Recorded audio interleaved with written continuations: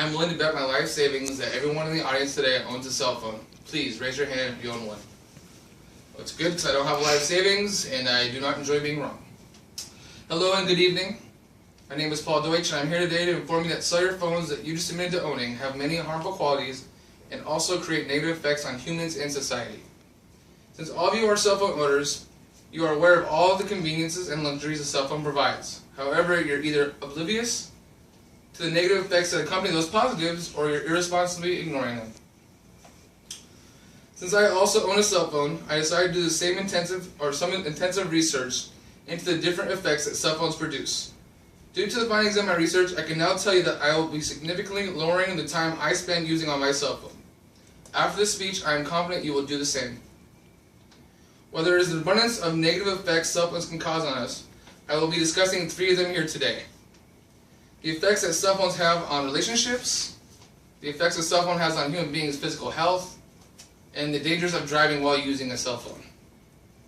Due to cell phones, relationships today lack the physical connection they need to survive and thrive. According to Understanding Human Communication, a text I've read, communication does more than enable us to survive and create our own identity, as well as establish a healthy, long-lasting relationship. Although these authors are not talking about communication through means of cell phone, the text goes on. It is the way, indeed the only way we learn who we are.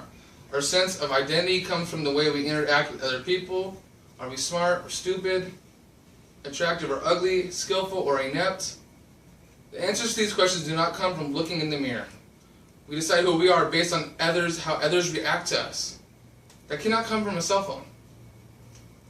Cell phones are disabling the necessary physical relationships we need to survive. While researching on CNN's website, I also found they referenced a recent study done by researchers at Essex University. The study showed people who engaged in personal discussions when a cell phone was nearby, even if neither was actually using it, reported lower relationship qualities and less trust for their partner. They also felt their partner was less empathetic to their concerns.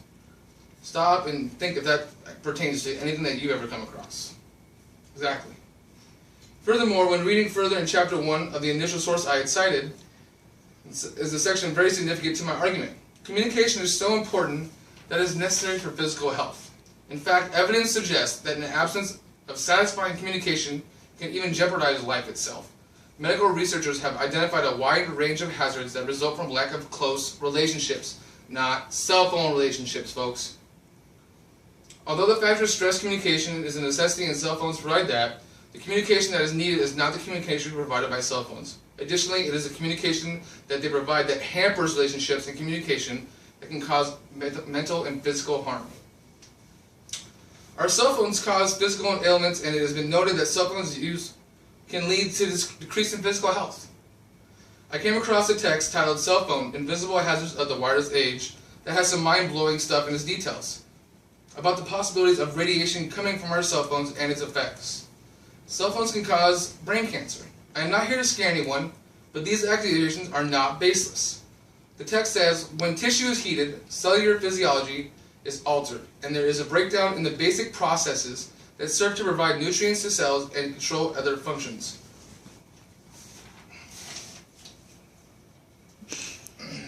While more research is still being done on the connection of cell phones and brain tumors, one thing is clear. There is definitely red flags in the conversation of cell phones and physical health. Driving with cell phones is hazardous and increases chances of record collision. That's obvious. We've all seen commercials saying stay off your phones while you're driving. The statistics do not lie when it comes to driving and the distractions being on the phone that they cause. This excerpt comes from another text I gathered research from.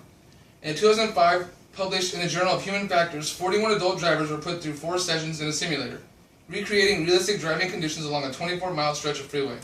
Over 3 days, the subjects took the wheel in various ways, sober and off the phone, legally under the influence of orange juice and vodka cocktails, while talking with the researcher assistant on a handheld cell phone, and chatting over a hands-free cell phone device. The result compared with drivers exceeding the legal blood alcohol limit, users of cell phones, handheld or hands-free, reacted 18% more slowly to braking by the car in front and were more likely to get in a car or rear-end collision. Hands-free talking does not make it any better, folks. There is a page later in the same text in 2005, Australian study published in a British medical journal.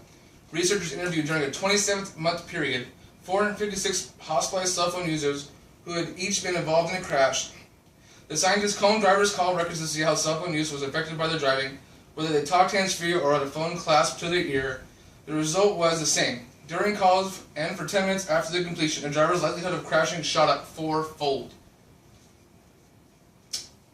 I have now informed you of just a couple of negative ways that cell phones impact our lives. From their dismal effects on relationships, their serious health concerns, and their insurmountable statistics when it comes to the increase in automobile deaths and collisions when a cell phone is simultaneously being used. Cell phones have many negative effects on society. It's plain simple.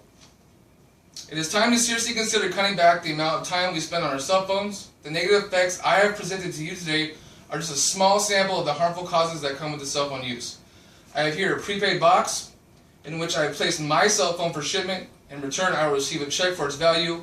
You are welcome to join me if you also regret overusing your cell phone. Good day.